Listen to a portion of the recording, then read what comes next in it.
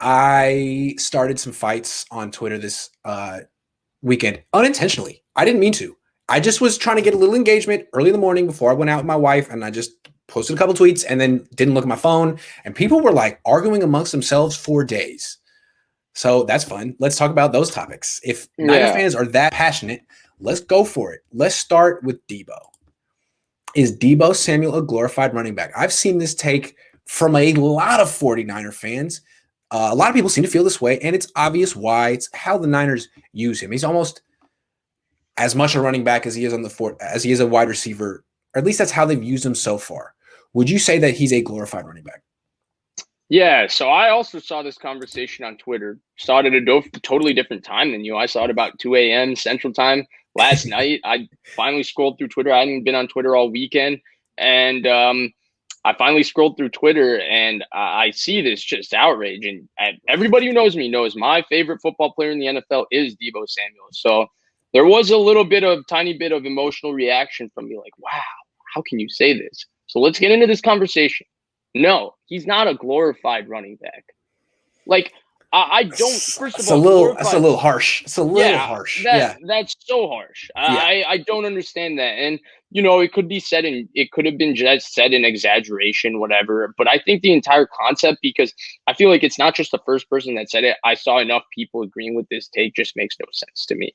Like, glorified he's running built backs like a running back. He could play running back, but the reason he's a wide receiver is because he can do that too. I mean, he's fast. Unbelievably explosive off the start. He's unbelievably explosive off the line of scrimmage. There aren't that many people that have his ability to change direction and explode off the line of scrimmage quickly. If you want the best example of Deebo Samuel's ability at the line of scrimmage, please. I mean, I think Senior Bowl one-on-one highlights are available on YouTube. Yeah. Go watch what he did to Rock Ya-Sin in the Senior Bowl. It was bad. He abuses Rock Ya-Sin, who was picked 33rd overall. He was picked before Deebo Samuel by everybody's favorite GM, Chris Ballard. True. Who Matt Eberflus, they play a system where their corners play at the line of scrimmage. So they play cover two, right? They play cover two. Right. So corners play at the line of scrimmage. Right. That's why they had Xavier Rhodes, who had success there. Yeah. So what does that mean, Grant? That means what? Rock Ya-Sin is probably pretty good at that at the line of scrimmage because he fits that physical profile. I haven't watched a lot of very strong dude, good at tackling. Right. I'm starting to connect dots here. Yep. Deebo Samuel killed him. I don't know any running back that's killing Rock Ya-Sin the way Deebo Samuel did at the line of scrimmage. And Deebo Samuel has really worked other, like Shaquille Griffin. Yeah, who's a very highly paid corner. Yeah. And that's the play I always go back to. I did this topic last year, actually, during the season about Deebo. And I go back to that play when Jimmy Garoppolo underthrew him by half a yard on the play that probably finishes it in OT. Deebo Samuel just straight up beat Shaq Griffin with just speed down the field, right? It was a straight go route, and Deebo Samuel just straight beat him. And that's where, like, you don't. First of all, you have to be a very good receiver to beat starting caliber cornerbacks on straight go balls, right? Like, not every receiver does that. Like, it's very difficult because that's literally, I'm a better athlete than you on the outside, and I'm going to beat you. And that's what Deebo Samuel did, and he created half a yard of separation. Then he beat Shaq Griffin on a corner route. He had his way with Shaq Griffin both times they play him. Go back and watch the second Arizona game, what he did to Patrick Peterson. He abused Patrick Peterson. So Deebo Samuel, to me, that argument doesn't make sense. Then you want to go back to usage, right? Like, sure, is he used often in a more unconventional sense than wide receivers? Yeah. But why does that change anything? Why does that change anything? Yeah. Like, how does it make you? And this is where I don't get it. Are you a worse receiver if you get 120 yards catching it's the same thing in basketball? Like, you have to have the pull-up mid-range game, or you're not a complete basketball player. Like, shut up. There's a million ways to play. There's a million ways to play wide receiver. You don't have to be Kobe Bryant to be a great basketball player. You don't have to be a great scorer. You don't have to be freaking AJ Brown to be a great wide receiver. There's no right way to play the game. Even AJ Brown, if you go back and look at AJ Brown's, like, obviously Deebo Samuel lives off of digs, he lives off of drift routes, and he lives then off of, behind the line of scrimmage theatrics. If you go look at AJ Brown's production, especially his first year, his rookie season, this is a secret, Grant. Don't tell anybody this, but AJ Brown lived off of in-breaking routes. He actually struggled to run out-breaking routes as a rookie. I want to see if I still have this stat. I might not have it anymore, but there was a stat with AJ Brown that I think 70-something% of his yards as a rookie came on in-breaking routes.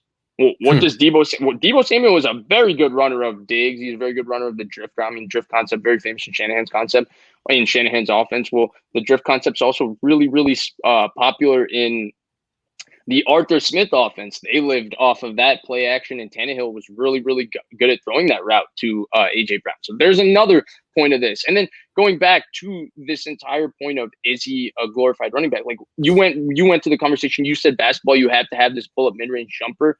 I actually don't get that, right? Like we don't discredit Randy Moss. Like nobody sits here and says Randy Moss wasn't a great middle of the field route runner, right? Yeah, he didn't play the position the right way. Yeah. So Randy Moss, so all his numbers don't count. Yeah, I think Tyreek Hill is the best receiver in football. If you're going by the technicalities, Devontae Adams, Stephon Diggs, Amari Cooper, these kind of guys are more complete in terms of the technicalities of the receiver position than Tyreek Hill. Sorry, Tyreek Hill is just more explosive. He's more faster. He's better with the ball, or he's faster, not more faster. He's better with the ball in his hands. He's got a higher vertical, and he just makes more big plays. So, yeah, he's a better wide receiver than all of those guys, in my opinion.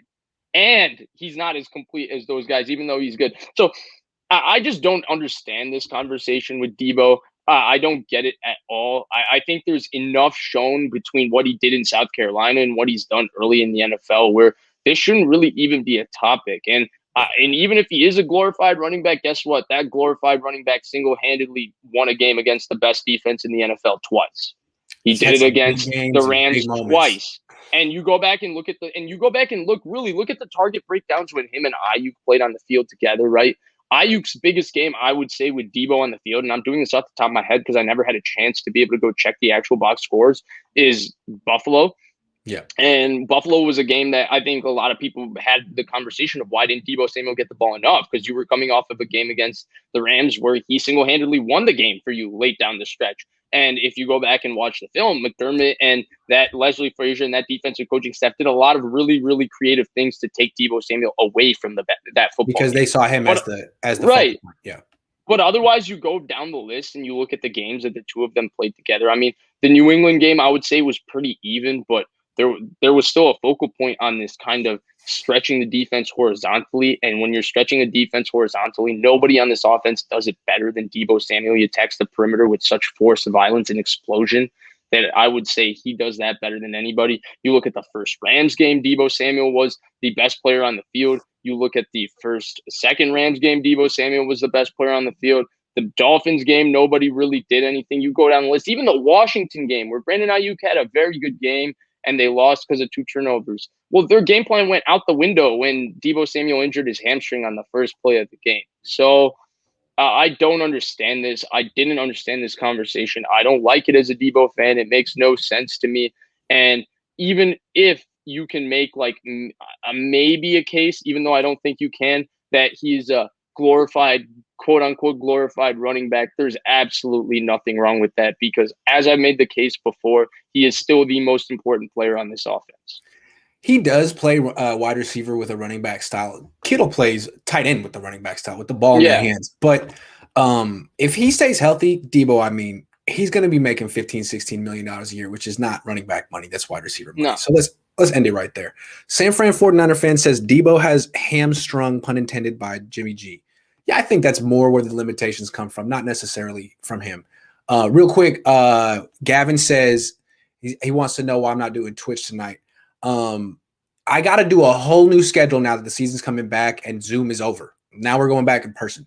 So I'm figuring out how I'm going to do Twitch. I'm thinking, at least during training camp, what I'm going to do is Twitch on the drive back. Yeah, I'm not on the drive back, no. But what I'll do is I'll do YouTube and I'll give you all my observations. I'll go live. I'll answer questions. But then after that, I'll do 45 minutes on Twitch and we can have a group discussion because you guys might have other questions and it might be effective that way. So I'm going to be doing a lot of Twitch, just not today. And I'll let you know in the Discord what the schedule is. I'm still inventing it is the answer, but I'll let you know. Yes. Speaking of which, the Discord, the Korean 49ers asked me to give him a shout out. So there it is. Yeah, E Kim.